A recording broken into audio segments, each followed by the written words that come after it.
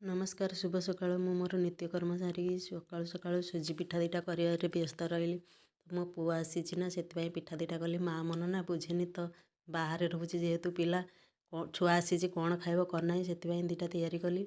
ତ ପିଠା ଏତେ ବଡ଼ କାହିଁକି ହେଇଛି ବୋଲି ତା ବାପା କହିଲେ। ମୁଁ କହିଲି ହଁ, ଛୋଟ ଖାଇବ ଯାହା, ବଡ଼ ବି ଖାଇବ ସେୟା, ସେଇ ଖାଇବ ତ ଏକା ନା। ପିଠାପଣା ମୋତେ ତିଆରି କରିବା ପାଇଁ ଯେତିକି ଭଲ ଲାଗେ, ଖାଇବା ପାଇଁ ବି ତା'ଠାରୁ ଅଧିକ ଭଲ ଲାଗେ। ଆପଣମାନଙ୍କୁ ପିଠାପଣା ତିଆରି କରିବା ପାଇଁ ଭଲ ଲାଗେ ନା ଖାଇବା ପାଇଁ ଭଲ ଲାଗେ? କମେଣ୍ଟ ମାଧ୍ୟମରେ ନିଶ୍ଚୟ ଜଣେଇବେ। ତ ସକାଳୁ ସକାଳୁ ନାତି ଆସିବା ଖୁସିରେ ଶୀତ କାକର ନ ମାନି ମୋ ବାପା ବି ପଳେଇ ଆସିଛନ୍ତି। ଦେଖନ୍ତୁ, ଆମ ବାଡ଼ିରେ ହେଇଥିଲା ଦେଶୀ କଦଳୀ ନେଇକି ଆସିଛନ୍ତି, ଗାଈ କ୍ଷୀର ବି ନେଇକି ଆସିଛନ୍ତି, ବାଡ଼ି ସାରୁ ବି ନେଇକି ଆସିଛନ୍ତି, ଏସବୁ ଜିନିଷ ନେଇକି ଆସିଛନ୍ତି। ମୋ ଭିଡ଼ିଓଟି ଯଦି ଭଲ ଲାଗିଥାଏ ଲାଇକ୍, ସେୟାର, ସବସ୍କ୍ରାଇବ୍ କରିବେ। ରହିଲି, ଜୟ ଜଗନ୍ନାଥ।